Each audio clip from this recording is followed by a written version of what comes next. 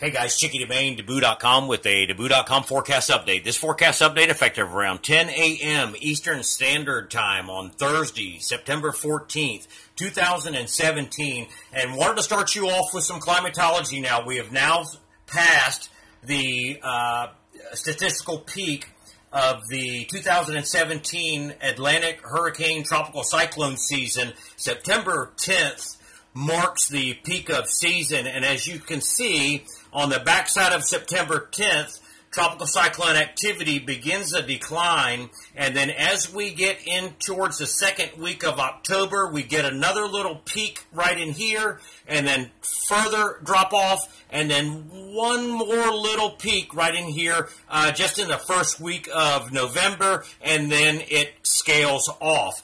Start you off now with the in the beginning of the season, we always start with homegrown development.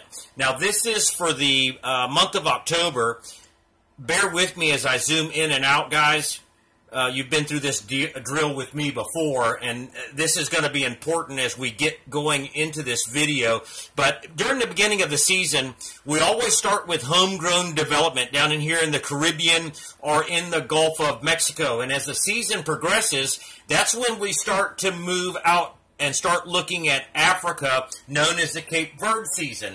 Well, as the saying goes, as it was in the beginning, as it shall be in the end, as we get towards the back end of hurricane season, we switch back to a more typical pattern of homegrown development coming out of the Caribbean and the Gulf of Mexico. We now have 96L and 97L invest this morning.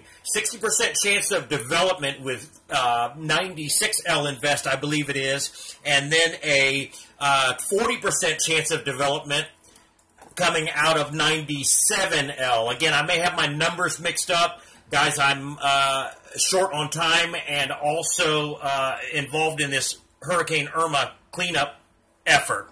The next thing that we have, so just letting you know that we're still looking out towards Africa. A lot of you folks don't think that we are, but the other thing I wanted to point out is that we typically, on these type of systems, as we get on the backside of hurricane season, this is what makes it where we got to watch, is because sometimes these systems, although we have invests that we're watching that are coming out this way, it's not until they get past the 65 line in here to where they really get a chance to spin up, because conditions start to become unfavorable. You know, we've had Jose and Irma out here. A lot of upwelling has occurred out here. And then, of course, the upper level wind patterns begin to change as we start to get towards the end of the season. So we're going to be watching these next two systems. Right now, models show weak development of these two systems. But again, it's once they get past the 65 line is where things could begin to perk up.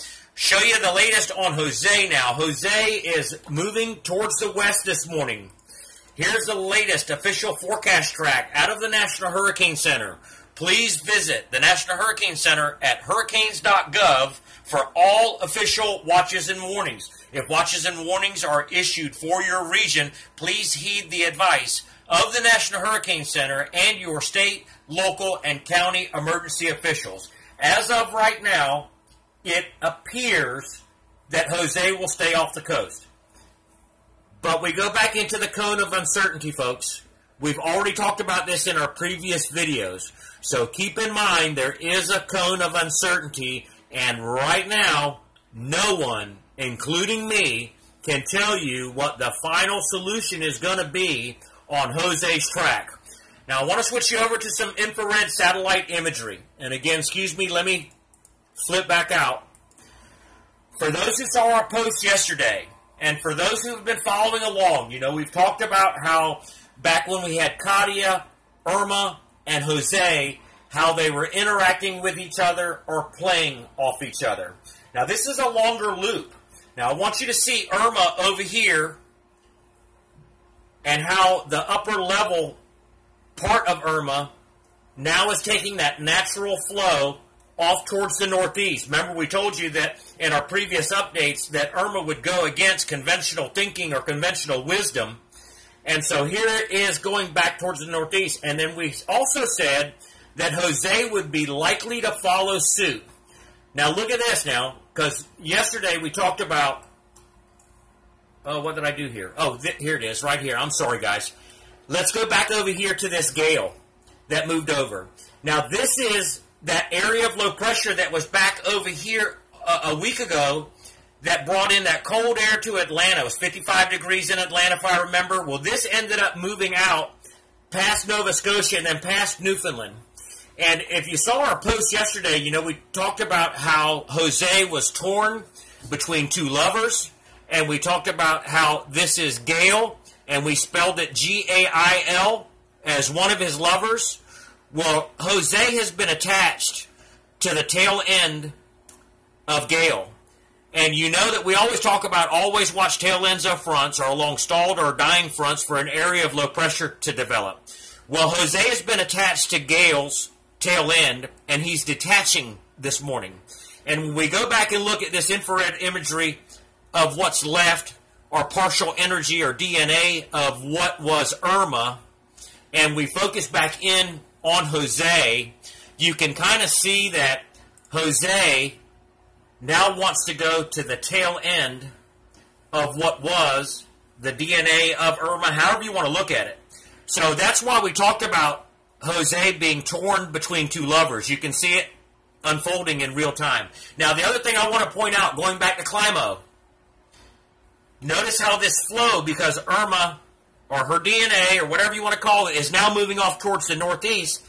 Here comes that tail again. What did we just say? Always watch tail ends of fronts or along stalled or dying fronts for an area of low pressure to develop. Here's where we get back into that pattern again of where homegrown development starts to, or chances of, because of pattern, we get into that again. And for those who have been following along, you know, we talked about the two types of pattern in here in the Caribbean. The round the corner, which is area of low pressure developing off Costa Rica, spinning up off the corner of the Nicaraguan-Honduran border into the Gulf of Honduras, and then spinning up into the Gulf of Mexico, or that hook pattern. And that hook pattern is when cold fronts start to come in. And we're already seeing the first signs of a strong cold front dropping into the Pacific Northwest.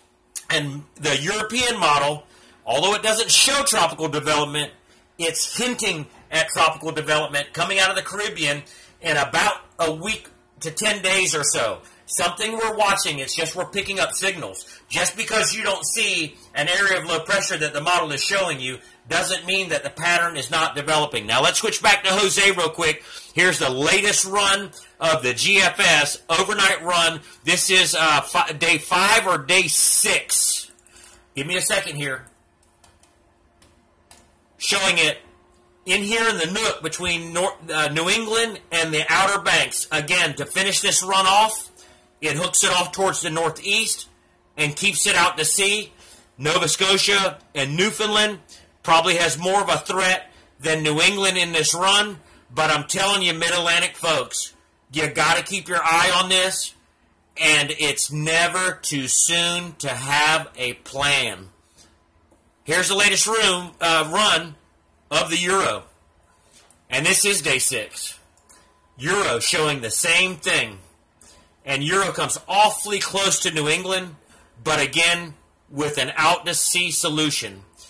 My problem with this, although the Euro is not showing it today, but for the last 2 days, the Euro's been hinting at a little bounce back in here. And for those who follow the Euro, you know what I'm talking about. And so that was one of the reasons why we linked the song Mystical this morning to one of our tweets, to the song Bouncing Back. Until you seen me, you ain't seen nothing yet. Trust me, because you ain't seen Bouncing Back. Got to keep an eye on this, guys. All right, that's all I got for you for now. I got to go to work in this Irma cleanup, and I will do my best to update after we see the afternoon model runs. That's all we got for you for now. Follow us on our social feeds, as usual. Twitter, @DadAboo. Instagram, DabooSurf. And at Daboo, and on Facebook, DabooSurf. Thanks for following.